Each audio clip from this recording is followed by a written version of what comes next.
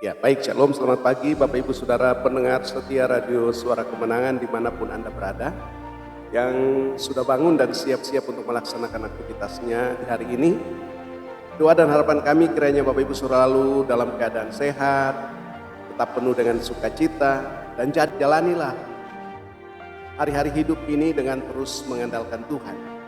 Maka saya percaya kita akan berjalan dari kekuatan pada kekuatan, dari kemenangan pada kemenangan, dari kemuliaan pada kemuliaan, sampai kita menjadi seperti yang Tuhan inginkan atas hidup kita. Kembali bersama saya Pendeta Peter Tauran dalam acara Renungan Pagi di Radio Suara Kemenangan Manokwari.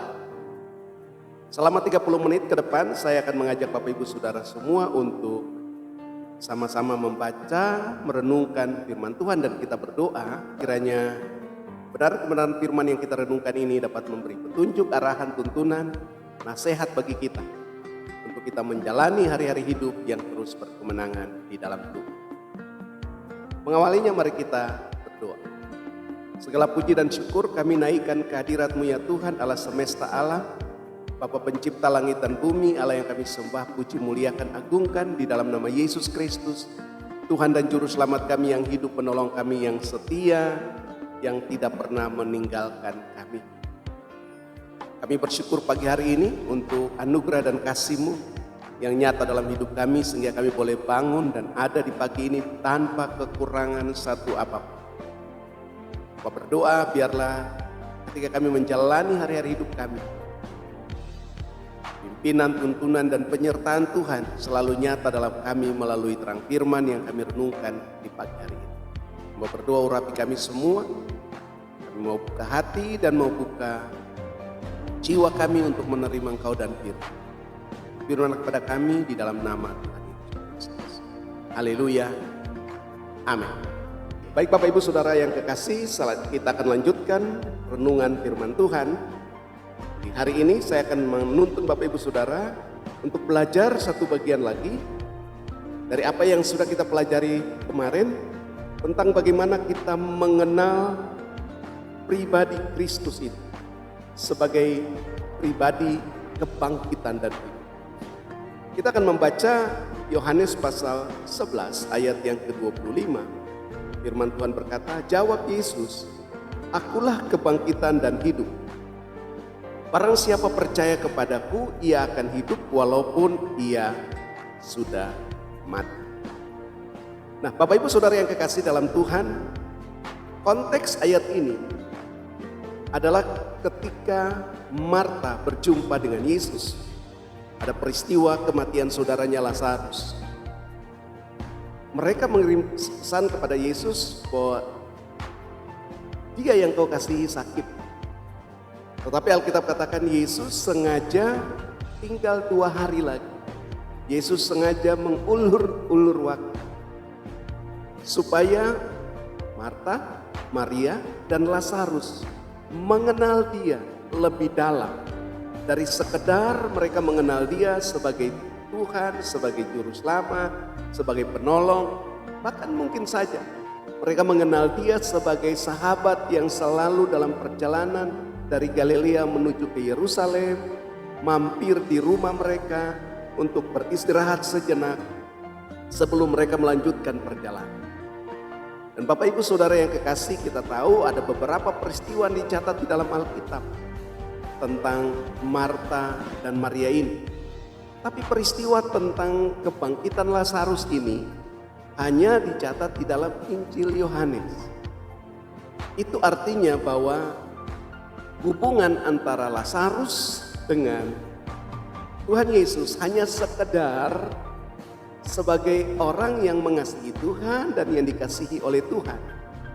Tetapi lebih daripada itu, sepertinya Lazarus membatasi diri. Maaf, dalam tanda petik. Diceritakan bahwa Yesus mengasihi Lazarus. Dan pasti juga Lazarus mengasihi Yesus. Tapi ini ada pesan yang istimewa bagi kita. Kita tidak hanya sekedar mengenal Tuhan dan tahu tentang Tuhan. Tapi ada satu tujuan tertinggi, ada satu tugas tertinggi yang sedang Tuhan ingin sampaikan kepada kita. Bapak Ibu Saudara dan saya di generasi ini, bahwa tujuan yang tertinggi yaitu melalui hidup kita realita kerajaan Allah itu semakin nyata di bumi ini. Ada satu tugas yang Tuhan ingin supaya melalui hidup kita kerajaan Allah di tengah. Nah, peristiwa yang terjadi dalam kehidupan Lazarus dan Marta serta Maria ini menunjukkan kepada kita bahwa Kristus ingin mereka mengenal Dia lebih dalam dari sekedar mereka sudah mengenal Dia.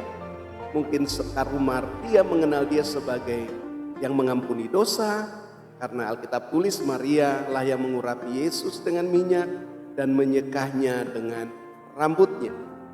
Marta terlibat dalam aktivitas pelayanan yang sungguh-sungguh luar biasa. Dan Lazarus hanya mungkin sebagai teman. Waktu Yesus datang, makan bersama, minum bersama. Lebih daripada itu, tidak. Dan kenapa Yesus sengaja mengulurkan waktu 2 hari? Padahal Yesus tahu bahwa Lazarus sedang sakit. Dan dia tahu bahwa mereka membutuhkan pertolongan. Tapi Tuhan izinkan, Tuhan sengaja untuk mengulur-ulur waktu. Dengan tujuan yaitu supaya mereka boleh mengenal Dia dan mengalami pribadinya sebagai kebangkitan dan hidup. Nah, Bapak Ibu Saudara yang kekasih dalam Tuhan, kemarin kita sudah pelajari bahwa kalau kita melihat Dia sebagai pribadi kebangkitan dan hidup, maka Dia punya otoritas untuk mengubah segala sesuatu bagi kemuliaan Allah. Dan lewat peristiwa itu, anak Allah dimuliakan. Yang kedua yang kita pelajari kemarin, ketika kita mengenal Dia sebagai pribadi yang adalah kebangkitan dan hidup, Dia selalu tahu waktu dan saat yang tepat dan selalu bergerak sesuai dengan agendanya. Lalu yang ketiga yang kita pelajari kemarin, ketika kita mengenal dan mengalami Dia sebagai pribadi kebangkitan dan hidup, maka kita akan berjalan di dalam terang. Nah, hari ini kita akan belajar poin yang keempat, dengan mengenal Dia. Kita baca ayatnya yang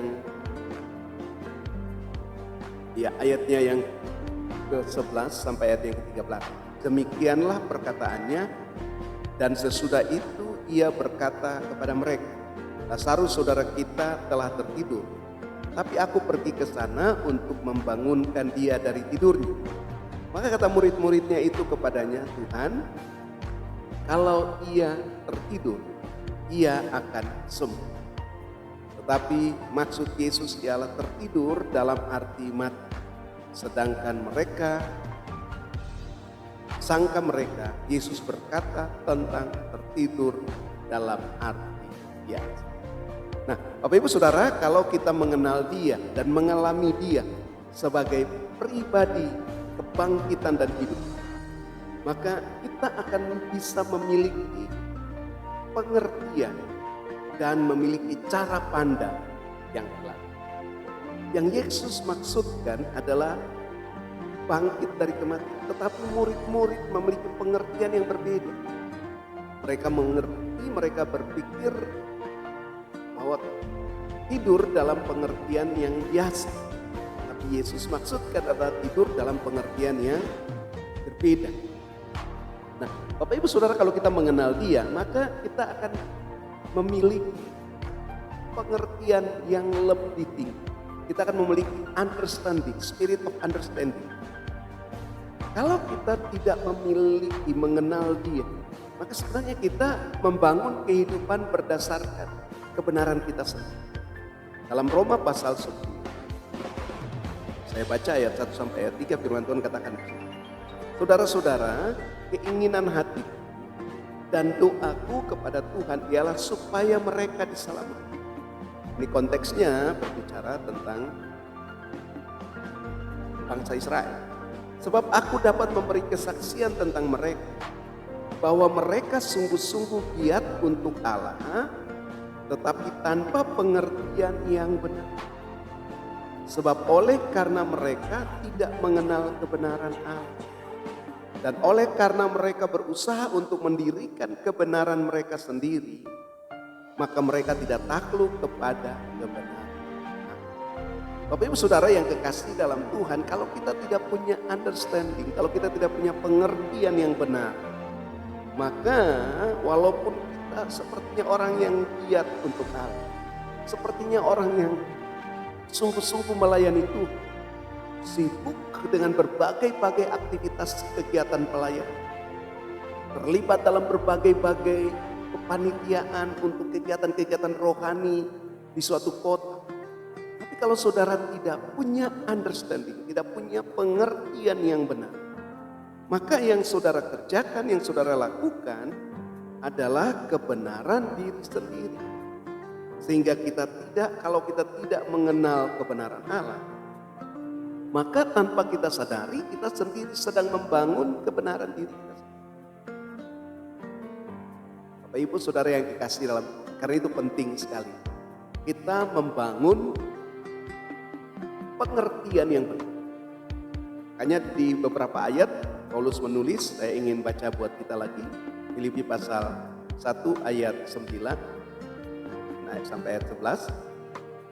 Dan inilah doaku, semoga kasihmu makin melimpah dalam pengetahuan yang benar dan dalam segala macam pengertian. Kalau kita tidak memiliki pengetahuan yang benar, kita tidak memiliki pengertian yang benar, maka kita akan membangun kebenaran diri kita sendiri. Kita tidak akan pernah bisa melakukan kebenaran Allah. Selanjutnya ayat yang ke-10, sehingga kamu dapat memilih apa yang baik, supaya kamu suci dan tidak bercacat menjelang hari Kristus, penuh dengan buah-buah kebenaran yang dikerjakan oleh Yesus Kristus untuk memuliakan dan memuji Allah. Jadi Bapak Ibu Saudara yang kekasih dalam Tuhan, kalau kita tidak mengenal Dia sebagai pribadi kebangkitan dan hidup ini, maka saudara juga tidak akan banyak mempunyai understanding, tidak punya banyak pengertian untuk mengerti maksud Tuhan, untuk mengerti kebenaran Allah. Ingat bahwa kalau kita menerima penyingkapan firman, maka kita berjalan di dalam terang. Salah satu kebenaran yang bisa mengubah adalah kalau kita terbangun dalam hidup kita. Salah satu kebenaran yang bisa terbangun dalam hidup kita kalau kita mempunyai understanding, kita punya pengertian yang benar. Nah, Bapak Ibu Saudara, satu ayat juga ingin saya bacakan di dalam Kolose pasal 1 ayat 9 dikatakan, sebab itu sejak waktu kami mendengarnya, kami tidak berhenti-hentinya berdoa untuk kamu. Kami meminta supaya kamu menerima segala hikmat dan pengertian yang benar untuk mengetahui kehendak Tuhan dengan sempurna. Karena itu Bapak Ibu Saudara yang kekasih, mari bangun kehidupan ini dengan selalu mengenal Dia lebih dalam. Waktu saudara mengenal Dia lebih dalam, mengenal Dia, terutama mengenal Dia sebagai pribadi yang adalah kebangkitan dan saudara akan memiliki kuasa kebangkitan itu. Saudara akan memiliki pengertian hikmat dan pengertian sehingga saudara dan saya bisa mengetahui kehendak Allah dengan sempurna. Selanjutnya berkata, sehingga hidup kita layak di hadapannya, berkenan kepada Dia dalam segala hal, dan kita menghasilkan buah-buah dalam pekerjaan yang baik. Kita bertumbuh di dalam pengetahuan yang benar. Oh, banyak hal yang bisa membuat kita mengerti kehendak Allah, berjalan dalam kebenaran kalau saudara memiliki pengertian. Saya berdoa dari tempat ini, ketika saudara membaca, ketika saudara mendengar, atau saudara mengikuti, maka Tuhan akan memberikan saudara hikmat dan pengertian, sehingga saudara bisa mengerti kehendak Tuhan dengan sempurna. Saudara bisa hidup di dalam kebenaran, mengerti kebenaran, sehingga tidak terbangun kebenaran diri sendiri. Saudara bisa mengikuti apa yang Tuhan mau. Kita juga belajar bahwa kalau kita mengenal Dia dengan benar, tidak saja kita punya pengertian yang benar, tapi kita juga diberikan satu yang namanya perspektif yang benar. Kita memiliki cara pandang yang benar. Yesus berkata, Yesus seperti untuk membangunkan Lazarus dari tidur. Tapi murid-murid berkata, ya sudah, kalau dia tidur pasti dia juga akan bangun dengan sendirinya, dia juga pasti akan sembuh. Tapi yang dimaksudkan oleh Yesus adalah tidur dalam arti mati. Karena itu Yesus berterus terang kepada mereka, kalau mereka tidak mengerti, mereka tidak memahami. Akibatnya Yesus berkata, Lazarus saudara kita sudah mati. Ya, aku harus pergi ke sana supaya nama Tuhan dipermuliakan. Konteksnya seperti itu. Nah, Bapak Ibu Saudara, kalau kita diberi cara pandang yang hilang, cara pandang yang hilang, kita akan memiliki, tidak saya memiliki pengertian yang benar, tapi kita juga memiliki cara pandang yang benar. Sehingga keadaan situasi apapun yang kita hadapi, kalau kita memiliki cara pandang yang benar, maka kita tidak akan terkecoh, kita tidak akan terganggu, kita tidak akan terpengaruh. Saudara harus bangun kesadaran bahwa setiap masalah, persoalan apa saja yang terjadi sebenarnya sedang menunggu saudara bangkit untuk menyelesaikan masalah itu. Saudara harus dengar pernyataan ini. Persoalan, masalah boleh ada, tapi kalau hidup saudara sudah selesai diproses oleh Tuhan, maka masalah, persoalan itu tidak akan pernah bisa mempengaruhi. Kalau saudara sudah dibentuk, sudah dijadikan seperti yang Tuhan mau, dengan pakai istilah, kalau hidupmu sudah selesai, maka persoalan apapun saudara mampu menghandle dan mampu menyelesaikan. Karena itu setiap firman Tuhan yang datang itu sedang membentuk saudara, sedang memproses saudara, sampai biarkan firman mengerjakan hidup kita.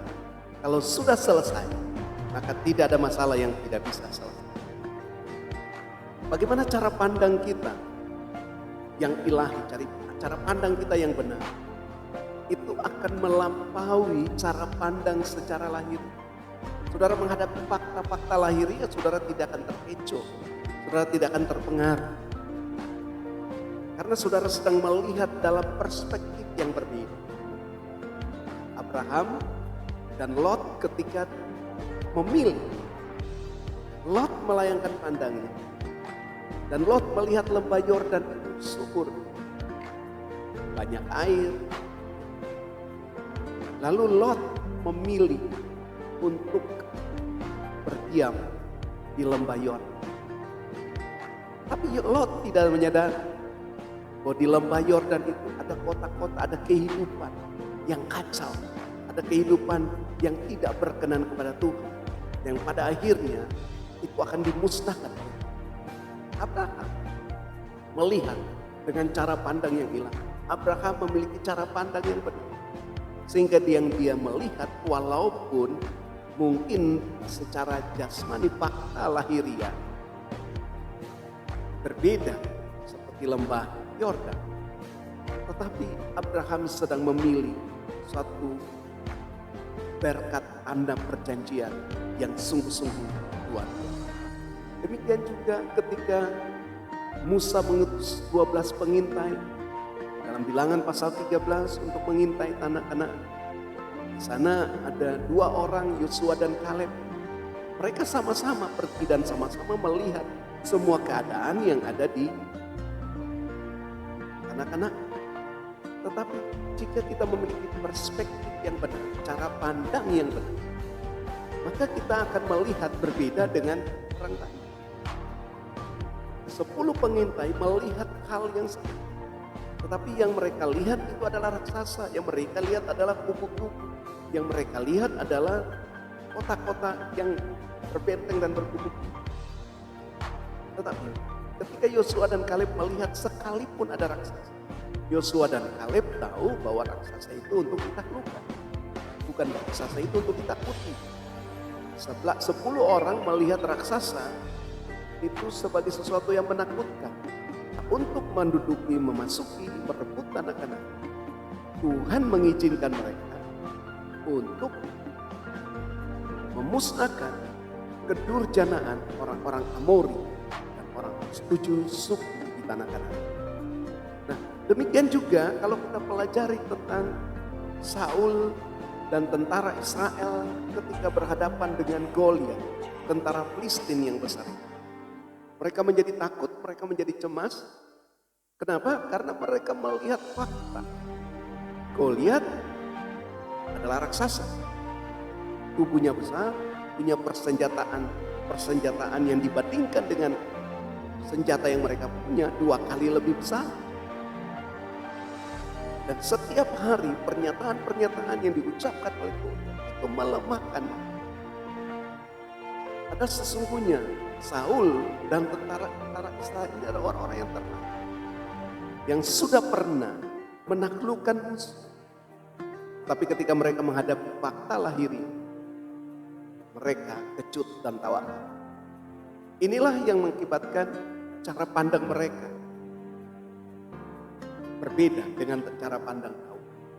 Ketika Daud yang masih muda itu datang, tujuannya hanya datang untuk membawa bekal bagi kakak-kakaknya, melihat keadaan mereka. Tapi ketika Daud berhadapan dengan Goliat, dia mendengar ancaman Goliat, bangkit timbul satu kemarahan yang hilang. Karena Daud sedang melihat Goliat sedang mencemooh orang-orang Israel. Karena itu Daud punya satu kebenaran yang sudah dia bawa dalam hidup. Bahwa Daud mempunyai covenant, Israel mempunyai ikatan perjanjian dengan Tuhan. Makanya statement yang Daud ucapkan adalah, siapakah orang Filistin yang tidak bersunat? Siapakah orang Filistin yang tidak punya ikatan perjanjian itu? Sehingga ia berani mencemooh barisan dari Allah yang hidup. Yosua dan tentara Israel lupa. Karena kalau mereka itu adalah barisan dari tentara Allah yang hidup. Kenapa? Karena kebenaran-kebenaran yang meregulasi hidup mereka adalah kebenaran-kebenaran diri mereka sendiri. Dan ketika mereka disandingkan dengan provokasi kebenaran-kebenaran palsu yang diucapkan oleh Goliat, mereka menjadi lemah. Telah terbangun dalam diri Daud dan benar bahwa mereka adalah barisan dari Allah yang hidup. Mereka Daud punya ikatan perjanjian dengan Tuhan dan tandanya adalah sunat. Ingat, sunat adalah tanda perjanjian Allah dengan Tuhan. Dan itu diwaris kepada kaum Israel. Dan ketika Daud bangkit dengan kebenaran, maka Goliat. Nah, Bapak Ibu Saudara yang kekasih dalam Tuhan, kita akan lanjutkan renungan firman Tuhan ini besok hari. Ada hal-hal yang lebih dalam untuk kita gali. Bagaimana kita mengalami pengenalan akan Allah, pengenalan akan Kristus sebagai pribadi, kebangkitan dan hidup. Kiranya firman Tuhan yang kita renungkan hari ini bisa menuntun kita untuk mengenal Dia lebih dalam. Doa dan harapan kami kiranya firman Tuhan ini memberkati saudara. Kiranya Tuhan Yesus memberkati saudara dan memberkati kita. Amin. Mari kita berdoa. Apa kami bersyukur untuk firman yang kami renungkan pagi ini. Bapak berdoa berkati pendengar semua, berkati saudara-saudaraku yang mengikuti melalui live streaming ini. Yang sakit kami berdoa, Tuhan sembuhkan mereka. Kami lepaskan anugerah kesembuhan, kami melepaskan kuasa pemulihan, kami melepaskan kuasa mujizat bekerja dalam hidup mereka. Pulihkan semua keadaan. Di dalam nama Yesus, yang lemah Tuhan kuatkan, yang susah Tuhan hibur, yang putus asa hilang harapan, yang kecewa dengan hari-hari hidup mereka. Panggil mereka kembali, bawa mereka untuk mengalami Engkau lebih jelas, bahwa Engkau adalah pribadi kebangkitan dan hidup, akan membangkitkan mereka lagi, akan menghidupkan mereka lagi untuk menjalani hari-hari hidup sesuai dengan rencana dan kehendak. berdoa bagi kota di mana kami ada. Berdoa bagi Manokwari, berdoa bagi tanah Papua, berdoa bagi Indonesia, berdoa bagi bangsa-bangsa. Kita berdoa untuk situasi pandemi COVID ini. Kami percaya aktivitas ilahi akan menyelesaikan semua aktivitas musuh. Kami nyatakan ketika firman dilepaskan, ketika doa dilepaskan, maka akan mempercepat expire date. Masa kadaluarsa musuh akan segera berakhir. Kami percaya aktivitas ilahi sedang beroperasi hari-hari, menghentikan semua aktivitas musuh di dalam nama Yesus. Terima kasih, terpuji nama. Berkati pelayanan ini, berkati gereja-gereja Tuhan, berkati pemerintah, pemimpin-pemimpin kami, berkati semua orang yang punya. Terima kasih, terpuji nama. Dalam nama Yesus kami berdoa. Bapak Ibu Saudara yang kekasih, sampai jumpa pada program berikut. Tuhan. Shalom.